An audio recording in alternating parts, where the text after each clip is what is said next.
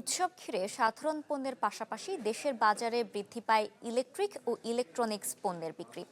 এবারও তার ব্যতিক্রম নয়। 25,000 কোটি টাকার বাজারে এবারও 10% প্রবৃদ্ধির আশা ব্যবসায়ীদের। ইফতেখার আলমের রিপোর্ট। RICL TMX, যুগের পর যুগ স্থাপনা থাকে মজবুত।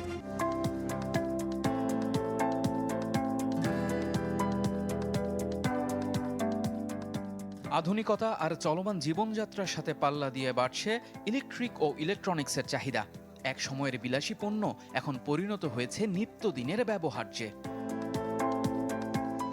দেশি কিংবা বিদেশি যাই হোক না কেন, ঘরের রান্না থেকে শুরু করে নানা সমস্যার সমাধান কিংবা বিনোদন, সব খাতেই এখন ইলেকট্রনিক্স পণ্যের জয় জয়কার। তাই তো গত 15 বছরে হোম অ্যাপ্লায়েন্সের প্রবৃদ্ধি 12%, রেফ্রিজারেটরে 15, এয়ার কন্ডিশনে 16 আর টেলিভিশনে 12% প্রবৃদ্ধি এ বাজারকে করেছে সমৃদ্ধ।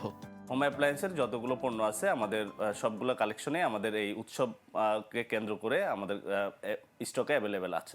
সামনে বেশ কয়েকটি উৎসব, তাই অন্যান্য পণ্যের মতো ক্রেতাদের চাহিদার শীর্ষে রয়েছে ইলেকট্রনিক্স পণ্য।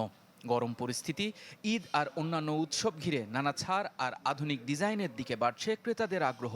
স্বাদ আর সাধ্যের মিশেলে নিজেদের পছন্দের কেনাকাটা করছেন তারা। আমার বাজেটটা খুবই অল্পর মধ্যে, আমি চাচ্ছি যে ডিপ ফ্রিজটা 30 থেকে 35-এর মধ্যে কেনার জন্য।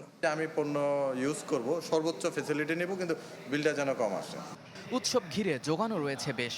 দেশি পণ্যের পাশাপাশি বিদেশি ব্র্যান্ডের দিকে আগ্রহ বাড়ছে, তাই সকল প্রস্তুতি সম্পন্ন করে রেখেছেন ব্যবসায়ীরা। চাহিদা মেটাতে আধুনিক প্রযুক্তির সংযোজনেও দেয়া হচ্ছে বাড়তি নজর। এসি, টিভি এবং ওয়াশিং মেশিন, তিনটা প্রোডাক্টে আমরা বেশ ফোকাস দিচ্ছি। স্পেশালি আরেকটা প্রোডাক্টের কথা বলতে হচ্ছে আমাদের চেস্ট ফ্রিজার, যেটা হচ্ছে এই 6 মাসের ভিতরে কিন্তু কোরবানির ঈদ আছে। তো কোরবানির ঈদ উপলক্ষে মানে আমাদের যে এক্সপিরিয়েন্স বলে যে কোরবানিতে মানুষ হয়তো বা গরু কিনতে দেরি করতে পারে, কিন্তু চেস্ট ফ্রিজটা কিনতে দেরি করে না। এবছর 26 থেকে 29,000 কোটি টাকার সামগ্রিক ব্যবসার আশা করছেন ব্যবসায়ীরা। সময়ের সাথে তাল মিলিয়ে আমরা দেখতে পাচ্ছি ইলেকট্রিক্যাল এবং ইলেকট্রনিক্স পণ্যের ব্যবহার দিন দিন বাড়ছে। কিছুদিন আগেও যে গ্যাস সংকট ছিল, তার মূল সমাধানের জন্য কিন্তু মানুষ বেছে নিয়েছে ইলেকট্রিক্যাল চুলাকে। সব মিলিয়ে বলা যায় এবছরের সামনে উৎসব এবং অন্যান্য বিষয় নিয়ে ব্যবসাটা অনেক জমজমাট হবে। তবে জ্বালানি নিরাপত্তা নিশ্চিত না করা গেলে যে কোনো ব্যবসায় যে বিপাকে পড়তে পারে তাতে কোনো সন্দেহ নেই। ইফতেখার আলম, চ্যানেল 24, ঢাকা।